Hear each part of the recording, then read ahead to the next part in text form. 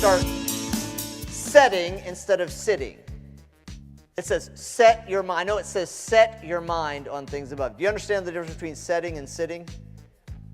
Setting is active. You set something, you put it, you do setting. Sitting is inactive, right? What you're all doing right now is sitting. You're not setting. You're sitting and there's not much else to do. You've done what, sitting is just being. And here's the way we, unfortunately, as Christians, if we're not careful, we live our lives sitting and allowing things to happen to us in our minds. And we need to be people who set, everybody say set. We need to set our minds and determine what our mind is going to be thinking about. Actively pursuing right thinking. Transformation doesn't just happen, just zap. We've talked about this before.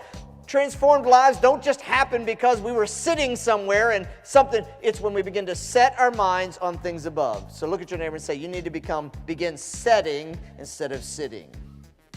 Jesus turned to Peter. Remember this when Jesus was talking to Peter? And he said, "Get behind me, Satan. You are a stumbling block for me, for you are not setting your mind on God's interests." Is it possible that God might say that to you from time to time? You are not setting your mind on God's interests. Would you agree with me? How many of you would agree with me today that there are times in your life where you don't set your mind on God's interests? Every day we're dealing with that. We need to be setters instead of sitters in our life.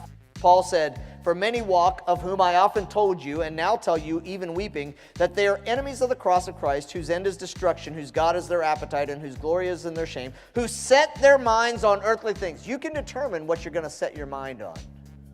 You really can. But you have to be active. You have to set goals. You have to be consistent. You have to have people that are helping you. How many of you know that to start thinking about different things takes an active role on my part? You have to start setting instead of sitting in your life.